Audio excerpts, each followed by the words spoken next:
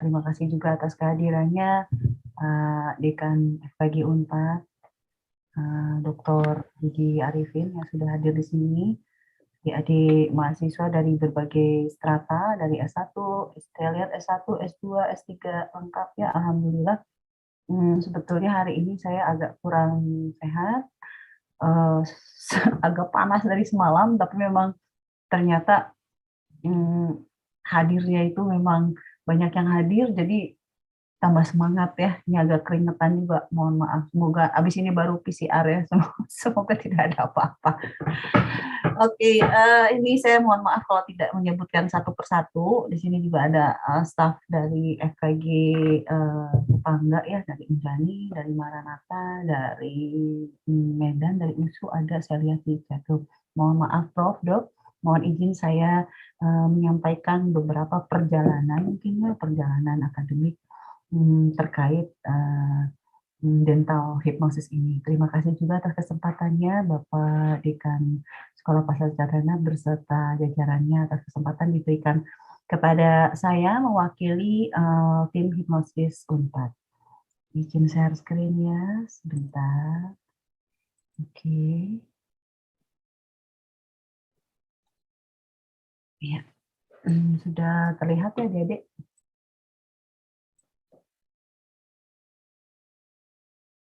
Iya.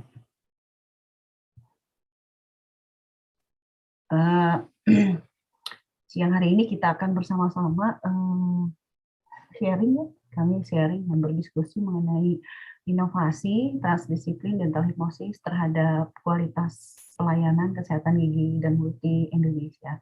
Sekilas mengenai kami, karena mungkin ada yang belum mengenal kami, mohon izin dengan segala kerendahan hati. Inilah saya mewakili teman-teman hebat saya, karena di belakangnya ada kami bersama-sama, bukan di belakang, mohon maaf koreksi. Kita ada 3 dengan 4 hingga 5 rumpun ilmu.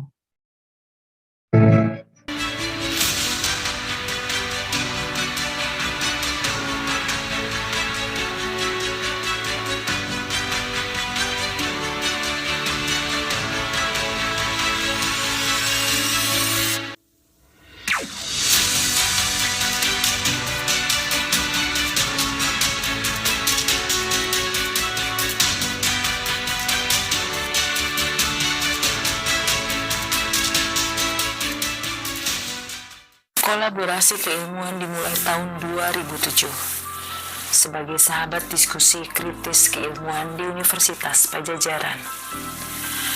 Mereka semua adalah dosen dan peneliti.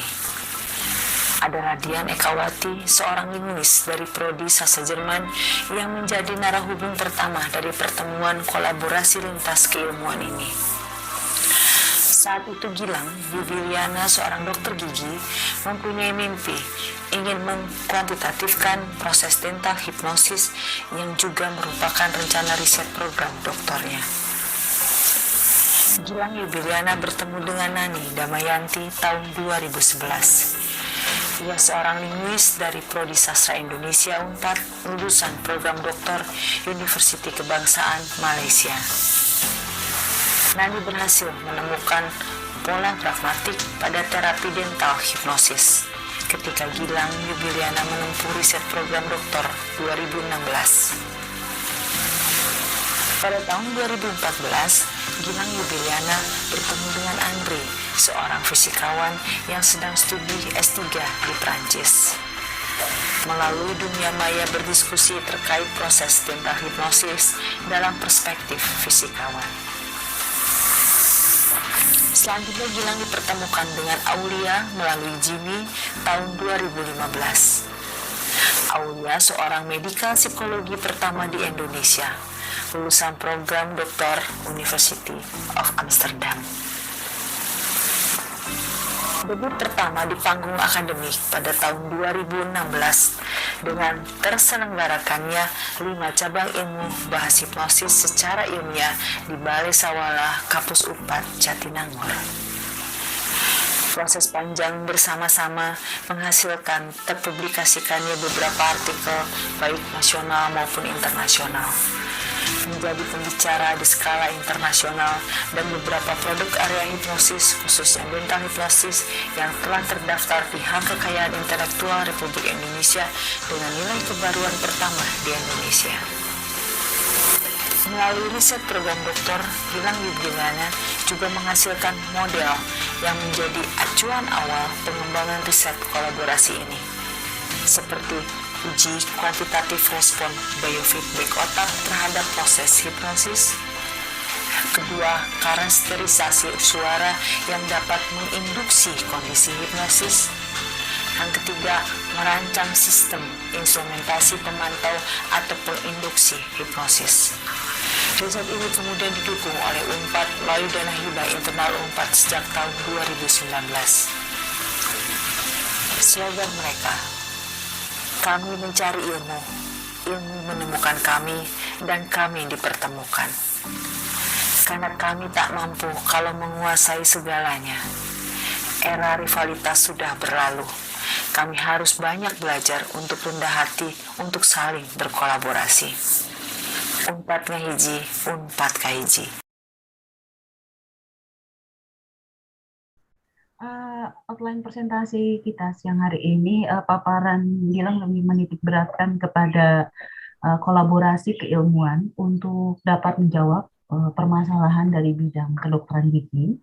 Lalu yang kedua, perjalanan keilmuan hingga proses menghilirisasikan atau menghilirisasikan tuh menjadi kecil gitu ya, salah satu produk riset kami. Lalu peran teamwork sangat penting. Alhamdulillah saya sangat senang sekali menjadi energi besar karena yang hadir di sini banyak adik-adik mahasiswa ya, karena masa depan tuh adanya di tangan kalian lah semuanya. Oke, terima kasih atas kehadirannya. Ini adalah judul yang diberikan oleh Kang Dekan Sekolah Pasca Sarjana, inovasi katanya ya. Sehingga kita berpikir apa sih inovasi itu ya gitu ya. Bila kita merujuk kepada Kamus Besar Bahasa Indonesia, inovasi itu yang berbeda dari yang sudah ada atau yang sudah dikenal sebelumnya. Baik penemuan itu dapat berupa gagasan, metode, ataupun alat ya. Lalu transdisiplin. Di sini kita di judul tadi ada kalimat inovasi dan transdisiplin. Apa sih transdisiplin gitu ya? Nah, transdisiplin ini merupakan pendekatan kolektif yang memanfaatkan pengetahuan dan kemampuan analisis kita sebagai manusia dalam memahami sebuah sistem yang lebih besar dan kompleks. Makna pentingnya transdisiplin adalah merupakan proses integrasi, jadi mengintegrasikan dari multidisipliner, jadi berbagai macam ilmu yang digunakan untuk membahas isu atau menghadapi permasalahan. Jadi masalahnya apa di sini gitu ya? Masalahnya adalah ansietas dental. Buat kami di bidang kedokteran gigi atau adik-adik mahasiswa kedokteran gigi nanti akan sangat sering menghadapi pasien yang memang takut untuk datang ke dokter gigi. Atau jangan-jangan adik-adik pun salah satunya ada yang memang takut untuk datang ke dokter gigi. Mengapa itu masalah besar? Karena segala keterampilan klinis yang dimiliki oleh seorang dokter gigi tidak akan ada artinya maupun jago nambal ya. Kita ketahui kan Kang Dekan ini jago nambal nih, konservasi atau jago cabut, jago apapun ya. Tapi pasiennya nggak mau buka mulut. Akhirnya nggak ada gunanya ya kemampuan kita dalam bidang klinis ini. Oke. Hipnosis ya, seperti yang kita ketahui bersama bahwa hipnosis itu atau dental hipnosis merupakan salah satu pendekatan non-farmakologi. Jadi dia hanya bersifat pendekatan, bukan obat ya. Tetap saja masalah giginya bermasalah gitu ya. Jadi itu adalah merupakan pendekatan non-farmakologi, salah satunya itu yang mengadopsi konsep biopsikososial. Ya, nanti di browsing lagi, di googling lagi apa sih biopsikososial itu gitu ya. Nah, dental hipnosis pun merupakan kegiatan berkomunikasi secara tersistem yang dilakukan oleh kita sebagai profesional dokter gigi. Nah, ada komunikasi yang tersistem ya kepada pasien dengan tujuan membawa taraf kesadaran pasien menjadi setara dengan alam bawah sadarnya melalui sugesti yang akan membuat pasien jauh lebih rileks. Tujuannya adalah membawa pasien jauh lebih rileks, dan kita berkomunikasinya sudah pakai strategi gitu, nggak hanya asal komunikasi saja. Oke, diharapkan semakin rileks, maka ambang toleransi pasien yang mengalami ansietas dental pun akan semakin besar. Nah, si pola komunikasi yang kita berikan dalam dental hipnosis memang menggunakan ada polanya ya, namanya pola fragma stilistika. Nah, si pola fragma stilistika ini punyanya linguistik ya, ada Ibu Dr. Nani Damayanti di sini juga mungkin sudah hadir dari Kaprodi ya, merupakan kajian antardisiplin antara pragmatik dan stilistika. Ini memang pusing ya, sama. Saya juga pusing waktu itu, waktu pertama kali mengenal ini. Tapi tidak usah dibikin pusing karena memang ada yang mengkajinya. Itulah enaknya ya. Jadi kita punya banyak teman sehingga kita bisa bagi-bagi tugas. Oke. Nah, pragmatik tadi katanya mengacu pada pemakaian bahasa dalam konteks situasi. Jadi kalau kita menggunakan bahasa harus sesuai dengan konteks situasinya apa. Lalu stilistika mengacu kepada pemakaian bahasa dalam suatu tuturan tadi. Sehingga katanya ya, analisis dari dental hipnosis ini dalam perspektif keilmuan merupakan suplemen dari pengobatan gigi dan mulut tadi ya, bahwa taraf kesadaran pasien setara dengan alam bawah sadarnya. Oke, secara filosofi memang keberadaan ilmu dental hipnosis ini melibatkan multidisiplin. Jadi kita nggak bisa mengkaji hipnosis satu perspektif ilmu saja. Sehingga kalau saya kemana-mana nih minta bicara hipnosis, pasti 5 rumpun ilmu tuh teman-teman saya pasti ke bawah lagi, ke embed gitu ya, bahasa anak saya, atau ke mention ya. Karena tadi ada berapa ilmu di sana, ada ilmu komunikasi kesehatan, ada perilaku. Nah, kebetulan lagi belajar mungkin ya mahasiswa di blog ini gitu ya saat ini. Lalu ada faal, ada anatomi, ada neurologi, ada linguistik tentunya, ada psikologi medik ya, psikologinya khusus untuk medik ya. Lalu ada fisika medik dengan terlibatnya beberapa aspek ilmu sosial science. Jadi udah nggak zamannya kita sebagai dokter yang bergerak di bidang ilmu pasti itu harus mempelajari ilmu sosial science. Ya, ilmu sosial science ini sejalan dengan konsep biopsikososial George Angel yang sejatinya katanya ya, objek dokter gigi itu adalah kan manusia, dan manusia itu adalah makhluk sosial. Memang kita ini ya, termasuk saya ya, agak kurang dibekali banyak ilmu sosial science tadi ya. Oke, jadi dental hypnosis ini apa gitu ya? Ini kata Erikson ya, is the way to communicate the idea. Ya isinya komunikasi juga, cuman komunikasi ini ya tadi kita punya sistem, punya strategi ya, tidak hanya asal berkomunikasi saja. Sangat penting sekali ya. Oke, ini nih adik-adik mahasiswa dan Bapak Ibu sejawat semua, ini adalah masalah buat kami di bidang kedokteran gigi adalah ansietas dental. Ini sering sekali menjadi momok di bidang kami ini karena tadi segala keahlian kami sebagai bidang kedokteran gigi, jago nambal, jago nyambut, ini nggak akan ada artinya bila pasiennya nggak mau buka mulut gitu. Kadang aduh eh, waktunya habis untuk kalau kata Sunda mah menenangkan atau ngerayu ya pasien asal mau untuk membuka mulutnya ya.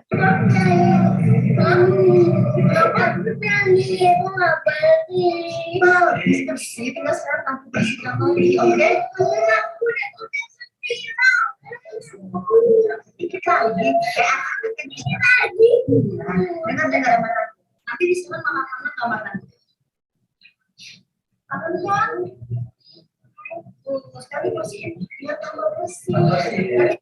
Ya, adik-adik semua, masalah ini selalu berulang ya, dan what's next gitu ya masalahnya kalau sudah berulang seperti ini gitu ya.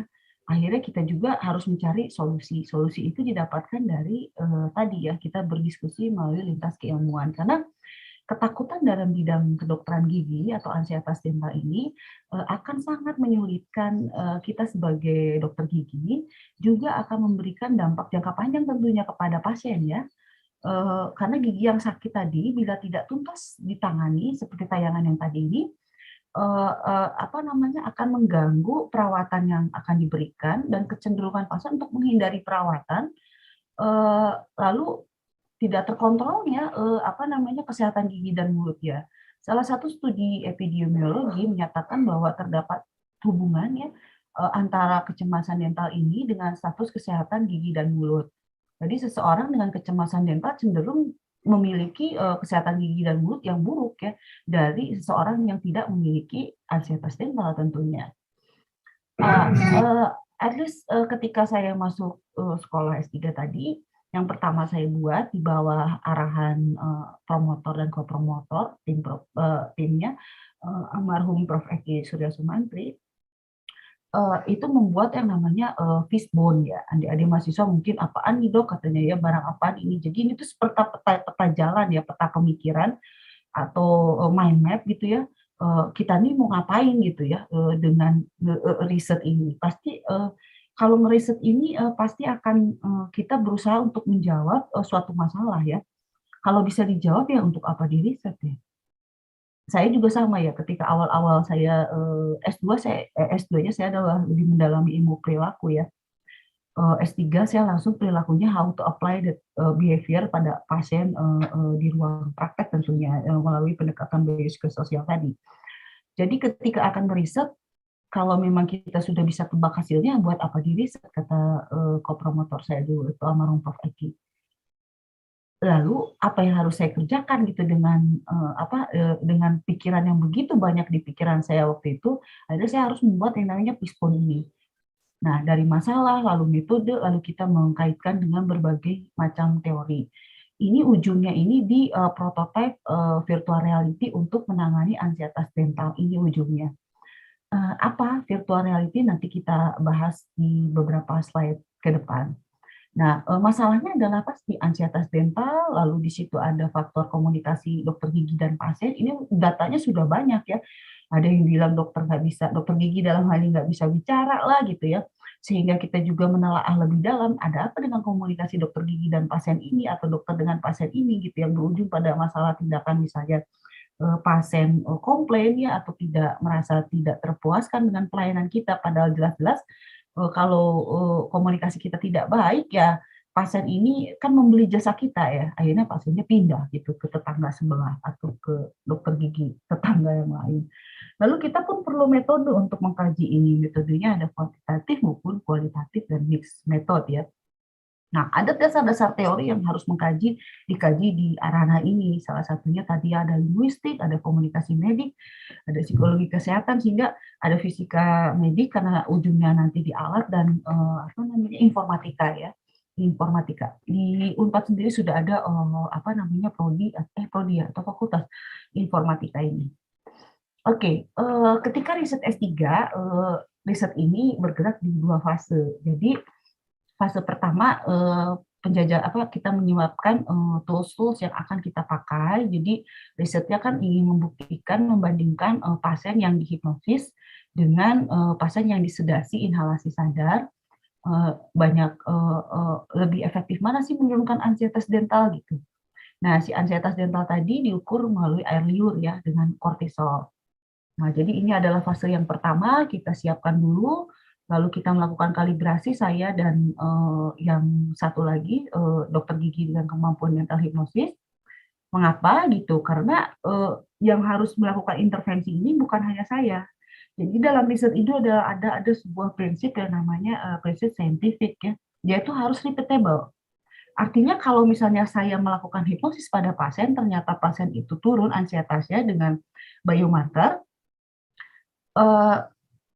dokter gigi yang lain pun harus sama. Misalnya di sini dokter Anggra pun harus sama. Melakukan hal yang sama harus sama gitu. Nggak boleh beda-beda. Kalau beda kenapa? Kalau beda itu tidak scientific based, tidak ilmiah. Artinya itu kan efek gilang gitu. Nah, sehingga untuk menyiapkan ini kita menyiapkan modul, lalu divalidasi ya. Lalu skripnya tadi ditelaah oleh pakar imunolinguistik gitu ya. Ternyata kalimat itu punya sistem. Ternyata. Lalu untuk mengukur kecemasan pun kita pakai 2, ada yang alat dengan kuesioner, lalu dengan air liur tadi. Nah, setelah itu penyebab ansietas dental salah satunya pun adalah ruangan ya. Beberapa macam literatur mengatakan atau riset terdahulu bahwa pencetus ansietas dental salah satunya adalah ruangan, dan kita akan melakukannya di spesial dental care di Rumah Sakit Gigi dan Mulut. Di FKG Unpad ada Rumah Sakit Gigi dan Mulut khusus untuk spesial dental care. Sampai rekondisi ruangan. Nanti kita di tayangan slide berikutnya akan disampaikan. Jadi ruangan itu menjadi standar ruangan dental hipnosis room. Kenapa? Karena kita ingin melihat efektivitas atau efek dari hipnosis tadi. Akibatnya si ruangannya pun harus dieliminir atau distandarisasi. Ya, jadi tidak boleh jadi si ruangannya pakai ruangan biasa saja, takutnya nanti pencetus ansietas dental nanti datangnya dari ruangan tersebut. Oke.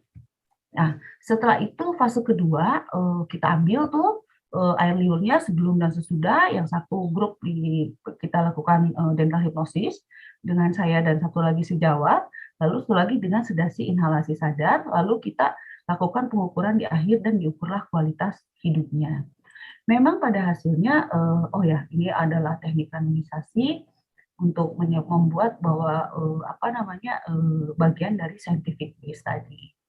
Nah, ini saya bilang yang tadi ya, kondisi ruangan intervensi sebelum dan sesudah. Ini yang sebelumnya adalah memang standarnya seperti ini ya.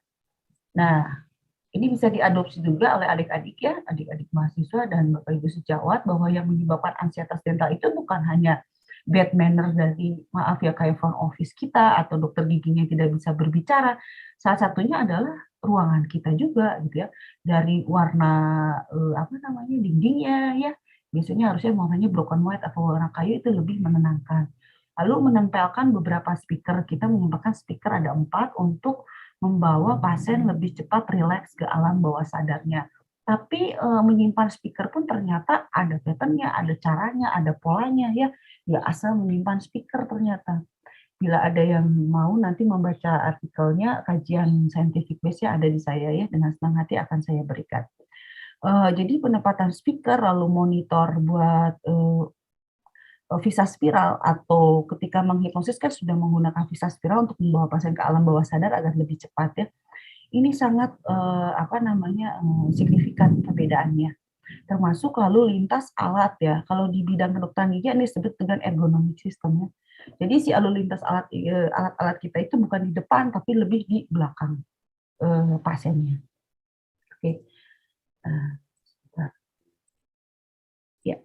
Nah, ternyata hasil risetnya setelah publish di jurnal dental hipnosis komunika, jadi kami memberikan namanya komunika hipnodontik yang sudah ditemukan polanya oleh Bu Nani dari dosen linguistik, dapat memang menurunkan kecemasan pada pasien. Oke. Nah, tadi ya komunikasi salah satunya. Ternyata seiring perjalanan komunikasi kita pun ada sesuatu yang memang bukan salah ya. Mungkin selama ini kita tidak aware, tidak peduli dengan hal-hal yang seperti ini. Jadi dianggapnya kemampuan komunikasi itu bisa gitu ya. Namun kesalahan yang kita ulangi berkali-kali itu akan menjadi tetap salah di akhir masa pengabdian kita sebagai dokter gigi. Nah, ternyata di dimensi di internasional itu sudah ada yang namanya komunikasi itu dapat diajarkan dan dapat dipelajari. Nah, di internasional mengadopsi Gallery Cambridge Guide ya, kita juga mengadopsi ini, namun dilakukanlah scientific base-nya. Kita mengadopsi sebagian dari ini, lalu kita sesuaikan, dan ini pun melakukannya dengan kolaborasi keilmuan. Ini dilakukan 2016. Karena proses dental hipnosis ini, awal depannya itu kalau ada alat ukurnya, awalnya itu tetap komunikasi. Jadi kalau tidak bisa melakukan komunikasi adalah mustahil bisa melakukan proses hipnosis. Ya. Nah, ini yang disebut dengan tadi alat ukur untuk mengukur kemampuan komunikasi dokter gigi dan pasien. Jadi kalau menggunakan si alat ukur ini, insya Allah ya aman-aman saja gitu loh. Proses komunikasi kita sudah mengadopsi tadi ya kesepakatan dan kesepahaman dan lain sebagainya. Berikutnya adalah mengawinkan, memergerkan menjadi satu si alat komunikasi tadi dengan kemampuan untuk melakukan proses dental hipnosis. Jadi kemampuan dental hipnosis itu atas itu tetap komunikasi. untuk membuat ini, kita pun melakukan kolaborasi dengan Pak Aulia dan Bang Jimmy dari psikologi. Nah, dari bidang bahasa atau linguistik, tadi yang dental hipnosis tadi, apa sih yang akan jadi goalnya gitu? Goalnya adalah ada struktur kebahasaan. Jadi bahasa itu punya struktur dalam praktek bidang hipnosis menjadi alat penyampaian sugesti sehingga hasilnya ansietasnya menurun. Jadi ketika kita melakukan komunikasi, ini dikaji oleh Bu Nani Latif, ada sesuatu ya, ada fonologi katanya, ada wacana, lalu dilihatlah polanya sampai seperti itu ya. Kadang saya pun kaget ya, kok bisa sampai seperti ini gitu ya. Tapi memang itulah esensi dari kita meneliti ya. Karena kalau memang udah tahu jawabannya, ya buat apa kita teliti. Nah, ini adalah komunika hipnotik yang sama Bu Nani itu ternyata sudah ada pola dan pattern-nya. Ini akan kita pindahkan menjadi sebuah alat yang namanya VR, bayangkan. Saya pun kaget ya, kok bisa jadi VR ya gitu ya. Nah, si alat tadi, VR tadi digawangi atau dimotori oleh Pak Andri dari fisika, mungkin juga hadir di sini, Pak Andri. Nah, ini roadmap riset beliau sehingga 2025 ya. Jadi nanti akan insya Allah akan lahir namanya hipnosis monitoring dan stimulus device. Ini mengintegrasikan hipnosis stimulus dengan brainwave response katanya. Jadi nanti karena kita tadi judulnya ya untuk meningkatkan pelayanan kesehatan gigi dan mulut di Indonesia, artinya kalau kita untuk melakukan melatih orang untuk melakukan hipnosis kan perlu banyak SDM pertama ya. Lalu jangan-jangan kita sudah melatih juga kualitasnya berbeda dan pasti mahal sekali gitu. Sementara yang ansietas ini Sabang sampai Merauke loh. Ya, dari Sabang sampai Merauke. Akhirnya kalau misalnya begitu, ketercapaian untuk meningkatkan pelayanan kesehatan gigi dan mulut yang akan tercapai. Seberapa banyak kita harus melatih dokter gigi untuk bisa melakukan proses hipnosis, itu pun kalau sama hasilnya, pasti akan ada biasnya berbeda-beda. Nah, alat ini yang akan menjawab. Saat ini posisinya masih dalam kelayakan itu masih TKT 4 ya. Jadi semoga ke depannya ansietas tuh yang ada ansietas tinggal pakai alat ini dia sudah bisa rileks gitu loh. Nah, ini adalah rancangan gawai perangkat memantau dental hipnosis tadi ya. Ini kita kerja bersama-sama mahasiswa Kang Andri dari fisika ini serta S2 kalau nggak salah untuk membuat dari S1 dan S2 untuk merancang gawai pemantau dental hipnosis ini. Jadi di sini tuh di satu alat ini ada berbagai macam ilmu tentunya. Nah, sebentar ya, kita lihat waktu itu sudah resmi rilis, kita sudah ada barangnya, sudah ada wujudnya. Kalau dulu kan belum ada wujudnya gitu ya, kadang kalau mau berbicara juga nggak terbayang ya. Nah, ini kurang lebih begini. Gara-gara Nia kali. Betul banget, gitu. Berarti saya yang di beneran bukan yang di Universitas Studio itu cuma kan kata-katanya doang, tapi ya ini kalau nggak salah sekitar belum lama sih kita melakukan ini 17 minggu yang lalu ya. Jadi alatnya udah ada wujudnya ini. Sudah ada wujudnya ya. Saya pun kaget gitu ya. Nah, berikutnya adalah ini adalah rekam highlight saja bahwa kadang saya ada di fisika ya, kadang saya ada di psikologi, kadang saya ada di linguistik. Jadi memang menyenangkan ya. Kenapa menyenangkan? Karena tadi ya kita ingin mencari jawaban atas pertanyaan gitu. Oke. Ini adalah di fisika sebelum pandemi tentunya. Di lab fisika ya. Guys, kita lagi riset. Ini tim risetnya, student fisika. Kita akan mengukur gelombang saat dilakukan proses hipnosis. Nah, ini ininya nih. Oh ini. Nah, ini. Nanti direkam di sini ada ini. Nah, kurang lebih begitu, guys. Nah, Oh, sorry. Relax atau enggak? Jadi Bentar, sebentar. Ini menyenangkan sekali. Kenapa saya bilang menyenangkan? Ya karena tadi ya kita mencari, kalau kata bahasa anak sekarang kepo ya. Ini kenapa kok bisa begini ya? Tapi ya itu jadinya tantangannya adalah setiap ada pertanyaan baru kita pun harus mau berpikir untuk mencari ini apa ya gitu ya. Jadi relax atau enggak? Jadi cara lainnya adalah dengan mengamati indikator lampu ini. Dia mati, ini nyalanya berapa detik, terus matinya berapa detik, terus kenyala lagi berapa detik. Kalau nyala artinya relax, kondisi pasien terrelaksasi, relax. Tapi ketika ya terhipnosis, tapi ketika ini mati, itu kondisinya misalkan lagi relax, terus tiba-tiba keinget apa gitu. Nah, jadi ketika proses hipnosis pun kita ukur ya, proses hipnosis ini betul nggak sih gelombangnya itu turun gitu ya. Nah, yang ini lebih menarik lagi, kenapa ini dilakukan oleh mahasiswa FKG Unpad loh. Saat proses hipnosis, kita bekerja sama dengan salah satu lab terkemuka di Bandung, diukur dan dibuatlah pemetaannya. Oke, jadi ada pemetaannya saat proses hipnosis. Ini dilakukan oleh mahasiswa FKG, ya keren banget lah gitu, karena bukan hal yang mudah ya untuk bisa menjalankan ini.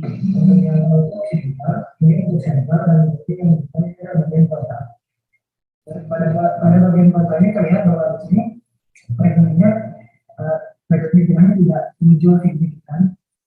Sedangkan pada bagian belakang atau pada bagian parieta itu paling banyak signifikan buat peringkat dan tempat. Dimana pada simulasi ketiga ini ketiga muncul 18 kali ya. Jadi tujuannya untuk melihat pemetaan dari aktivitas gelombang otak. Nah, Bapak Ibu sejawat yang sudah hadir dan adik-adik mahasiswa, bisa dibayangkan dari kerumitan ini kita akan berpindah di satu alat tadi ya, device tadi atau virtual reality tadi. Jadi bismillah semoga ke depannya pasien yang ansietas tadi cukup dipakaikan VR, dikasih duduk, itu mimpinya ya. Karena kita semua bermulainya dari mimpi, langsung relax gitu. Oke, memang bukan hal yang, bukan hal yang mudah ya, tapi saya juga bukan terlalu percaya diri karena memang saya nggak sendiri ya, kita punya 5 teman juga yang satu mindset, satu frekuensi. Pekerjaan selanjutnya adalah meningkatkan TKT hasil penelitian kita sehingga dapat memenuhi kriteria tadi ya, fabrikasi, pemasaran, juga memenuhi standar kelayakan kesehatan dan keselamatan. Karena kan rencananya akan dibuat banyak gitu nanti. Nah, agar hasil penelitian ini dapat tersampaikan tentunya kepada masyarakat umum, maka diperlukan persiapan tambahan seperti studi pemasaran, ya, studi kelayakan. Nah, sehingga diperlukanlah mitra industri atau untuk membantu semua langkah manufaktur dan pemasaran. Kalau kita dikenal dengan ada situsnya namanya Kedai Reka ya, atau Matching Fund. Jadi nanti ada satu situs yang punya Indonesia ini untuk menggabungkan antara kita sebagai inovator untuk bertemu dengan industri gitu lah, kurang lebih begitu. Ya, ini adalah sebagian dari kami karena memang motonya itu kami mencari ilmu, ilmu memang menemukan kami dan ilmu melindungi kami. Ini tahun 2020 di Lab Fisika sebelum pandemi ya. Dengan pandemi ini memang beberapa riset kami harus terhenti karena memang sebagian besar kan riset kami harus action di lapangan ya. Namun hikmahnya banyak juga hikmahnya, salah satunya adalah tadi ya lahirnya Kedai Reka ya, lalu lahirnya orang bisa berpikir lebih multidisipliner karena ternyata ketika pandemi seperti mengutip kata Pak Presiden, dia perlu solusi gitu. Solusinya apa gitu? Jadi riset yang banyak itu bukan hanya sekedar menulis artikel lalu terindeks Scopus gitu, tapi mana sih wujudnya gitu, kurang lebih begitu. Itu salah satu hikmah pandemi yang kami memang bersyukur akan itu. Ini mungkin diperlukan untuk mengeksplor lebih dalam, terutama adik-adik mahasiswa, dari berbagai macam strata, saya saya sangat concern dengan adik-adik mahasiswa karena memang masa depan ada di langkah adik-adik semua ya. Jadi tinggal dieksplor di berbagai macam tautan berikut ini. Semoga dapat bermanfaat dan tentu bisa lebih hebat dari kami ya, karena memang apa yang kami lakukan awalnya juga dari angan-angan ya, atau misalnya mimpi ya. Kami punya mimpi, kami tanda petik mungkin terkesan apa sih gitu ya, kayak yang ngawang-ngawang nggak jelas gitu ya. Tapi memang selagi kita yakin akan itu ya, go ahead, maju terus. Ya,